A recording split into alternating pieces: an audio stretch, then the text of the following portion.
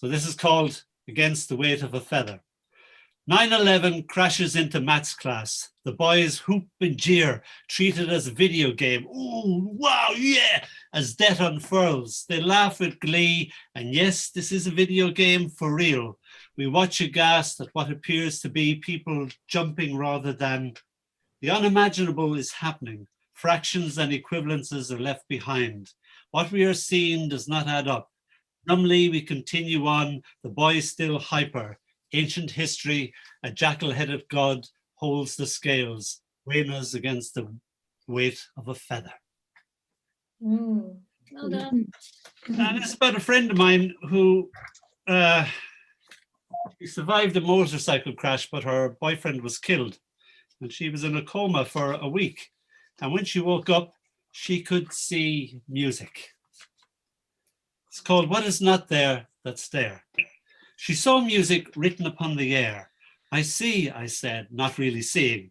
Oh, like birds perched on telegraph wires, becoming a musical score in themselves. She shook her head as if trying to clear it of my words, not understanding her. No, not as obvious as that, she snapped.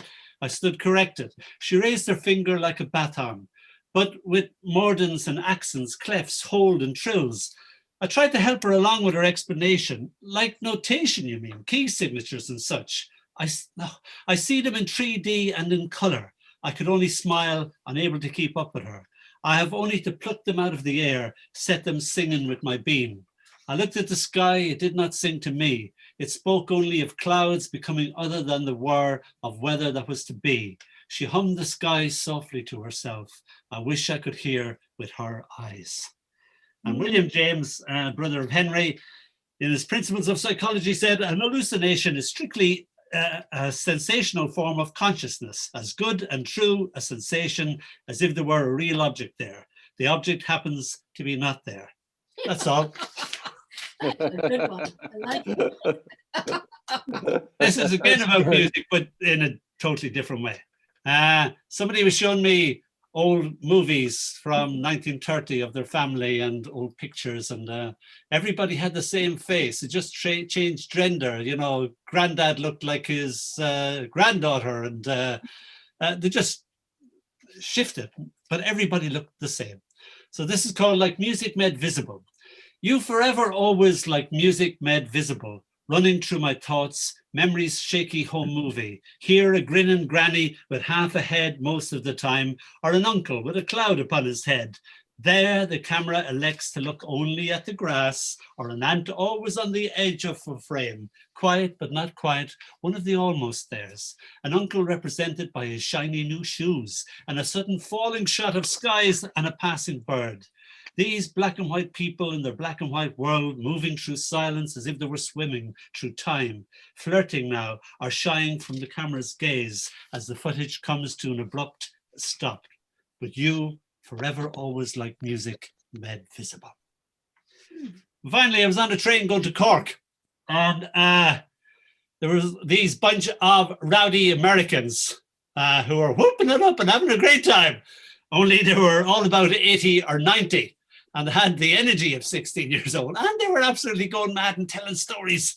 And this is the one that I can remember. And then they got out at Limerick Junction just as the next story came on. I was tempted to get out at the station to hear the next story. So this is called The Rest of the Story.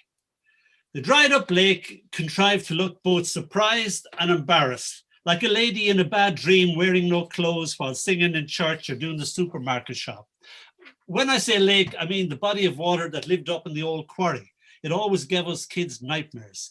Our parents always warned us not to go there, but go there we always did because it was dangerous. And that was its attraction. Danger barely tamed and still feral. It would give us the creeps just looking at it in sunlight. The police tape looked real pretty, fluttering in the slight breeze like an art installation that everyone who was summoned deemed important without knowing its meaning or if it had one. But hey, what do I know? The lake wore its dead body like a cheap glass ring pretending it was diamond. When I say dead body, I mean skeleton. The skeleton wore concrete shoes that if it stepped straight from a corny gangster movie, riddled with cliche. It just grinned at the police, flashed photography as if it were a celebrity famous for being a celebrity. He still wore a heavy gold crucifix on a thick chain around his neck that shone in the sun. The sun smiled down as if it were smiling down on a picnic or an ordinary walk in the park, as if it were innocent of the things it had seen. Hey, I'm Summer, been Summer, it seemed to say. Dead guy, eh? What a bummer. The dead guy was alive in his death, as if he were soaking up being the center of attention. And yeah, sure, it was just another ordinary summer when I was 9 or 10 or something like that. But this is just the beginning of the story. The rest of the story was somewhere else. And then they got off at Limerick Junction. I thought, I don't know how you remember these things, honestly. all the imagery was hers, and I was just Boswell to her Mrs. Johnson. And she told 100 more, I can't remember.